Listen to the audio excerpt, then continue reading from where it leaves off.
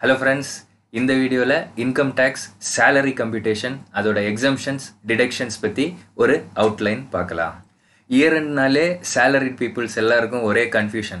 Form 16 HR வந்து declaration கொடுங்க அப்படின்னு சொல்றது, Form 24Q 26AS IT filing ஒரே confusion. இந்த confusionக்கு எல்லாத்துக்கும் நம்ம சிம்பிளா 10 minutesல ஒரு அவுட்லைனா பார்க்கலாம். பேக்ரவுண்ட்ல எப்படி ரன் ஆகுதுன்னா based on நீங்க கொடுக்கிற exemptions and deductions டிக்ளரேஷனை வச்சு HR வந்து உங்களோட டாக்ஸை கால்குலேட் பண்ணுவாங்க. டாக்ஸை கால்குலேட் பண்ணி டிடிஎஸை வந்து கவர்மெண்ட்டுக்கு பே பண்ணுவாங்க. எப்படின்னா உங்களோட பேனில் டெபாசிட் ஆகிற மாதிரி பே பண்ணுவாங்க. பே பண்ணிவிட்டு அவங்க 24Q அப்படின்ற குவார்ட்டர்லி ரிட்டர்னை ஃபைல் பண்ணாங்கன்னா உங்களுக்கு ஆட்டோமேட்டிக்காக உங்களோட 26ASல வந்து கிரெடிட் வந்துடும். அதுக்கப்புறம் ஃபார்ம் 16 வந்து பார்த்தீங்கன்னா HR இஷ்யூ பண்ணுவாங்க. இதுக்காக தான் உங்ககிட்ட HR டிக்ளரேஷன் கேட்குறது. மறக்காமல் டிக்ளரேஷனை கரெக்டாக கொடுத்துருங்க. அப்போ தான் உங்களுக்கு வந்து டிடிஎஸ் கால்குலேஷன் டேக்ஸ் கால்குலேஷன் அவங்களால கரெக்டாக பண்ண முடியும். அசஸ்மெண்ட் இயர்னா என்ன, ப்ரீவியஸ் இயர்னா என்ன அப்படின்றத பார்த்துடலாம். Section 2 subsection 9 of income tax act 1961 படி பார்த்தீங்கன்னா அசஸ்மெண்ட் இயர்னா 12 months. எப்போனா commencing 1st April of the every year 1st April commence பண்ணுறதுல இருந்து 12 months தான் நம்ம அசஸ்மெண்ட் இயர்னு சொல்லுவோம் அப்படின்றது செக்ஷன் 2 சப்செக்ஷன் 9 சொல்லுது. இப்போ ப்ரீவியஸ் இயரை பற்றி பார்க்கலாம். Section 3 of income tax act 1961 என்ன சொல்லுதுன்னா ப்ரீவியஸ் இயர் அப்படின்றத டிஃபைன் பண்ணுது. அதில் என்ன சொல்கிறாங்கன்னா ஃபினான்ஷியல் இயர் இமீடியட்லி ப்ரிசீடிங் த அசஸ்மெண்ட் இயர். அசஸ்மெண்ட் இயருக்கு முன்னாடி இயரை தான் வந்து பார்த்தீங்கன்னா ப்ரீவியஸ் இயர் அப்படின்றது செக்ஷன் 3 வந்து டிஃபைன் பண்ணுது. சிம்பிளாக சொல்லணும்னா income earned in the previous year taxed at the assessment year. For example 2021-22 வருஷத்துக்கான இன்கம் ஏர்னிங்ஸை நம்ம அசஸ்மெண்ட் இயர் 22-23 வந்து பே பண்ணுவோம். That is the concept of previous year and assessment year. Income டேக்ஸில் பார்த்தீங்கன்னா 5 heads ஆஃப் இன்கம் இருக்குது. 1 salary, 2 income from house property, 3 profit and gains from business or profession, 4 பார்த்தீங்கன்னா capital gain, 5 பார்த்தீங்கன்னா income from other sources.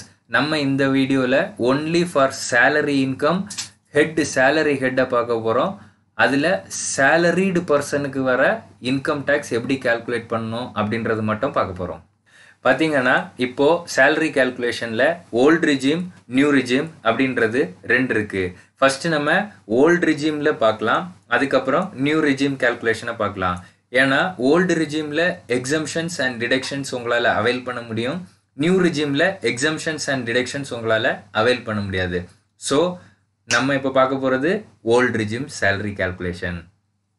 Section 15 of income tax act என்ன சொல்லுதுன்னா salary due from current employer இல்லை previous employer இல்லை arrear salary உங்களுக்கு receive ஆனது இல்லை salary வந்து அட்வான்ஸாக வாங்கினது, இது எல்லாமே அண்டர் த ஹெட் சேலரிஸில் டேக்ஸ் ஆகும். இப்போ ஒரு சேலரி எம்ப்ளாய்டுக்கு கிடைக்கிற exemption that is income not included in total income, அது வந்து செக்ஷன் 10ல் வந்து நிறைய இருக்குது. அதில் மோஸ்ட் காமன்லி யூஸ்ட் அது மட்டும் நம்ம இந்த வீடியோவில் பார்க்கலாம். பார்த்தோம்னா exemptions covered in section 10 of income tax act 1961 major பார்த்தீங்கன்னா HRA பார்த்தோம்னா section 10 subsection 13A. HRAல என்ன சொல்லுவாங்கன்னா ஸ்பெஷல் அலவன்ஸ். இப்போ கம்பெனி வந்து உங்களுக்கு வந்து HRAவா கொடுக்குதுன்னா சேலரி காம்பனண்ட்ல பார்த்தீங்கன்னா பேசிக் இருக்கும், டியர்னஸ் அலவன்ஸ் இருக்கும், HRA இருக்கும். அந்த HRA வந்து பார்த்தீங்கன்னா கம்பெனி உங்களுக்கு கொடுக்குதுன்னா அந்த HRAக்கு செக்ஷன் 10 சப்செக்ஷன் 13Aல வந்து நீங்கள் எக்ஸம்ஷன் கிளைம் பண்ணிக்கலாம். இந்த செக்ஷன் 13 சப்செக்ஷன் 13A எக்ஸம்ஷன் பார்த்தீங்கன்னா உங்களுக்கு ஓனர்ஸ் இருக்குதுனாலோ இல்லை நீங்கள் ரெண்ட் பே பண்ணாமல் ஒரு இடத்துல குடியிருக்கிறீங்கனாலோ அப்போ இந்த HRA கிளைமை வந்து உங்களுக்கு எக்ஸம்ஷனாக எடுத்துக்க முடியாது. HRAல ரூல் 2A பார்த்தீங்கன்னா எப்படி கால்குலேட் பண்ணணும், எவ்வளோ குவாண்டம் உங்களுக்கு எக்ஸம்ஷனாக கிடைக்கும் அப்படின்றத சொல்லியிருப்பாங்க. Rule 2A of income tax ரூல்ஸில் அதில் பார்த்தீங்கன்னா குவாண்டம் ஆஃப் த எக்ஸம்ஷன் பார்த்தீங்கன்னா லீஸ்ட் ஆஃப் த ஃபாலோயிங். இப்போ நீங்கள் பாம்பே, கல்கட்டா, டெல்லி, மட்ராஸ் இந்த மாதிரி மெட்ரோ சிட்டியில் இருக்கீங்கன்னா லீஸ்ட் ஆஃப் த ஃபாலோயிங் எப்படி கால்குலேட் பண்ணுவாங்கன்னா allowance actually receive, that is HRA வந்து கம்பெனிலேருந்து உங்களுக்கு எவ்வளோ ஆக்சுவலாக ரிசீவ் ஆகுது, இல்லை rent paid in excess of 10% of the salary, இல்லை 50% of the salary. இந்த மூணில் எது லீஸ்ட்டோ அதை நீங்கள் ஹெச்ஆர்ஐவா எக்ஸம்ஷன் எடுத்துக்கலாம். Other than metro cities பார்த்தீங்கன்னா allowances actually received, rent paid in excess of 10% of the salary, 40% of the salary. இதில் whichever is the least வந்து நீங்கள் செக்ஷன் 1013A எக்ஸம்ஷனாக கிளைம் பண்ணிக்கலாம். அடுத்த எக்ஸம்ஷன் பார்த்தீங்கன்னா எல்டிஏ. எல்டிஏ பார்த்தீங்கன்னா section 10 subsection 5 of income tax act 1961 நீங்கள் deduction எடுத்துக்கலாம். Deduction எப்படி எடுக்கலாம்னா ஸ்பெசிஃபிக்காக உங்கள் சேலரி சிடிசியில் அவங்க எல்டிஏ கொடுத்தாங்கன்னா அந்த அமௌண்ட் உங்களுக்கு ரிசீவ் ஆச்சுதுன்னா நீங்கள் ட்ராவல் வித்தின் இந்தியா பண்ணிங்கன்னா நீங்கள் உங்கள் ஸ்பௌஸ் உங்கள் குழந்தைங்க பண்ணிங்கன்னா எடுத்துக்கலாம். இது சில கண்டிஷன்ஸ் இருக்கு. அந்த கண்டிஷன்ஸ் பார்த்தீங்கன்னா நண்பா rule 2B of sub rule 1ல மென்ஷன் பண்ணியிருக்காங்க. நீங்கள் தாராளமாக செக் பண்ணிக்கலாம். இப்போ இந்த கோவிட் வந்ததுனால யாரும் ட்ராவல் போக முடியாது. ட்ராவல் போக முடியாதனால எல்டிஏ கேஷ் வவுச்சர் ஸ்கீம் அப்படின்றத ஒன்று கொண்டு வந்திருக்காங்க. இதில் சில கேசஸில் வந்து ஜிஎஸ்டி இருக்கிற ப்ராடக்ட்ஸை நீங்கள் பர்ச்சேஸ் பண்ணீங்கன்னா உங்களுக்கு அதில் எல்டிஏவாக கிளைம் பண்ணிக்கலாம். இதுக்கு கண்டிஷன் பார்த்தீங்கன்னா ரூல் 2B சப் ரூல் 2ல கொடுத்துருக்காங்க. அடுத்த எக்ஸம்ஷன் பார்த்தீங்கன்னா செக்ஷன் 10 சப்செக்ஷன் 14. இதில் பார்த்தீங்கன்னா ஸ்பெசிஃபிக்காக உங்களோட சிடிசியில் வந்து uniform allowance, travel allowance, daily allowance அப்படின்றது ஸ்பெசிஃபிக்காக அவங்க வந்து கொடுத்துருந்தாங்கன்னா அப்போ நீங்கள் இதை வந்து கிளைம் பண்ணிக்கலாம். அதுக்கும் ரூல் பார்த்தீங்கன்னா ரூல் 2BB சப் ரூல் 1ல வந்து ஆஃப் இன்கம் டேக்ஸ் ரூல்ஸில் வந்து அது எவ்வளவு குவாண்டம் கிளைம் பண்ண முடியும் அப்படின்றதெல்லாம் கொடுத்துருக்காங்க. அதே மாதிரி பார்த்தீங்கன்னா செக்ஷன் 10 சப்செக்ஷன் 14 கிளாஸ் 2ல பார்த்தீங்கன்னா சில்ட்ரன் எஜுகேஷன், இந்த ட்ரைபல் ஏரியாவில் இருக்கிறதுக்கு பார்டர் ஏரியா அலவன்ஸ், இந்த மாதிரி ஒரு சில அலவன்ஸ் எல்லாம் கொடுத்துருக்காங்க. அதை செக்ஷன் 10ல கிளைம் பண்ணிக்கலாம். அதுவும் வந்து உங்களோட சிடிசியில் ஸ்பெசிஃபிக்காக அவங்க தனியாக கொடுத்துருந்தா அதோட குவாண்டம் ஆஃப் டிடக்ஷன் எப்படி டிடெக்ட் பண்ணும் அப்படின்றதெல்லாம் பார்த்தீங்கன்னா rule 2BB sub rule 2 of income tax rules அதில் வந்து கொடுத்துருக்காங்க. இப்போ எக்ஸம்ஷன் செக்ஷன் 10 வந்து முடிச்சிட்டோம் நண்பா. இதை தவிர்த்து செக்ஷன் 10ல நிறைய எக்ஸம்ஷன்ஸ் இருக்கு.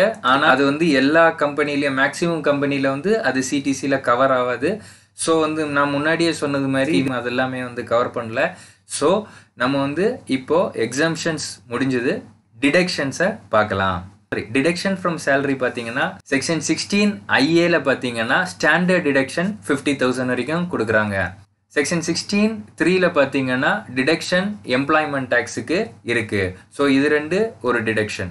அதுக்கப்புறம் பார்த்தீங்கன்னா செக்ஷன் 24(B)ல இப்போ ஏதாவது property acquired, constructed, repaired, renewal or reconstructed with borrowed capital, நீங்கள் லோன் வாங்கி இதை பண்ணியிருந்தீங்கன்னா உங்களோட லோன்லேருந்து இன்ட்ரெஸ்ட் பே பண்ணுவீங்கல்ல, பிரின்சிபல் அமௌண்ட் 24(B)ல வராது.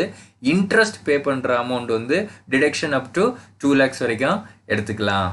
இப்போது சாப்டர் 6A டிடக்ஷன் பற்றி பார்க்கலாம். பார்த்தோம்னா 80C, 80CC, 80CCD அப்படின்ற செக்ஷனில் மேக்ஸிமம் எல்லாத்தையும் சேர்த்து குமுலேட்டிவாக நம்ம 1.5 lakhs வரைக்கும் டிடக்ஷன்ஸ் கிளைம் பண்ணிக்கலாம்.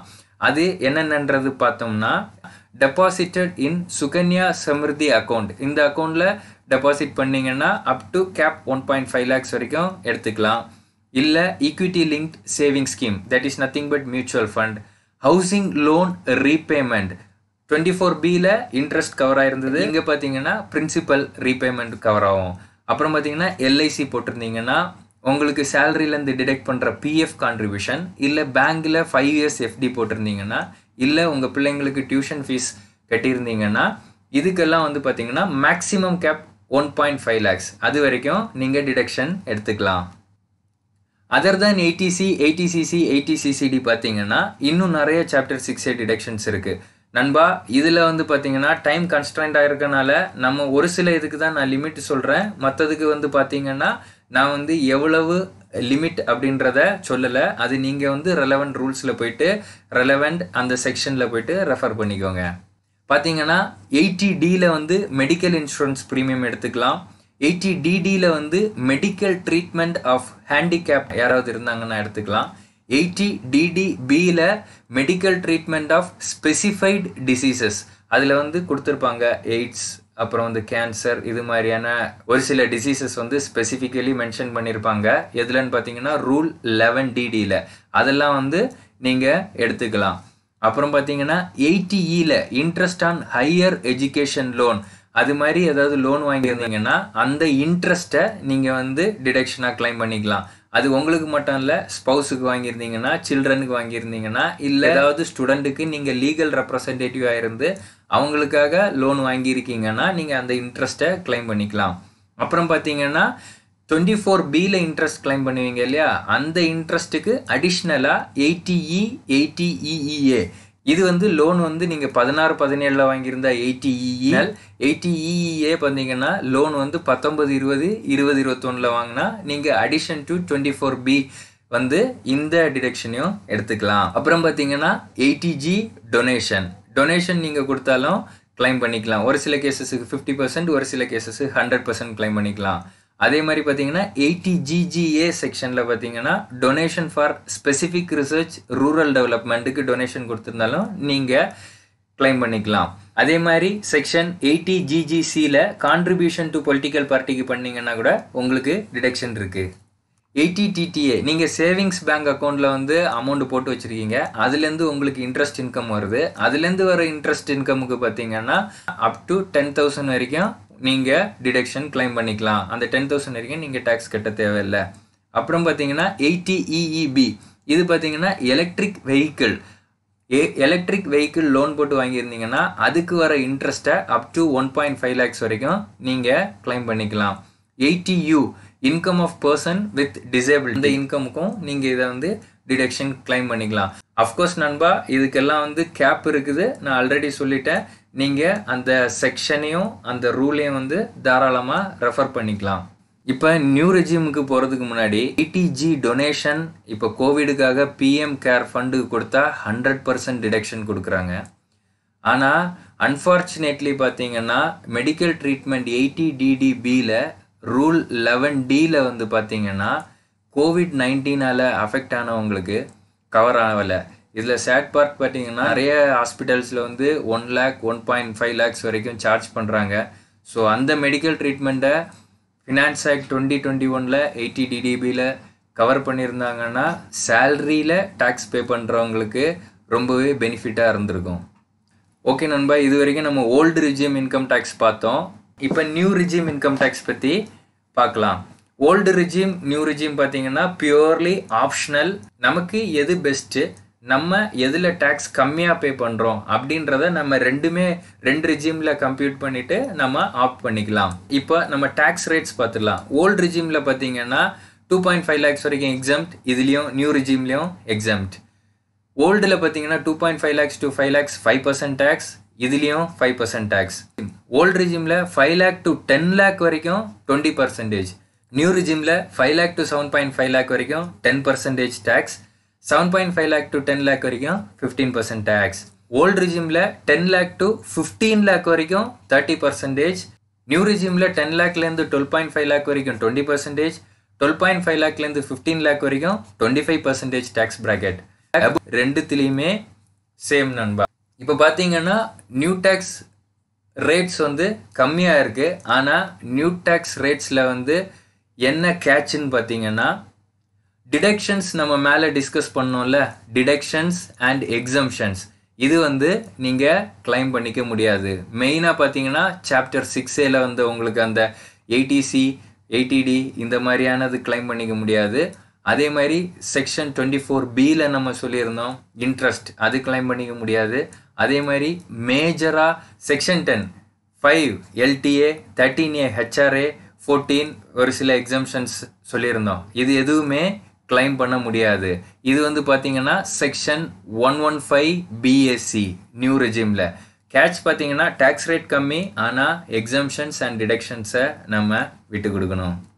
கன்க்ளூஷன் என்னன்னு பார்த்தீங்கன்னா நண்பா, ஓல்டு ரிஜிமில் கால்குலேட் பண்ணுங்கள், நியூ ரிஜிமில் கால்குலேட் பண்ணுங்கள். ரெண்டுத்துக்கும் உங்களுக்கு எது பெனிஃபிட்டாக இருக்கோ அதை ஆப்ட் பண்ணுங்கள். கம்மியான டைமில் ஷார்ட்டாக அவுட்லைன் கொடுத்துருக்கேன் அப்படின்றத நம்புகிறேன். உங்களுக்கு யூஸ்ஃபுல்லாக இருக்குன்றதை நம்புகிறேன். தேங்க்யூ.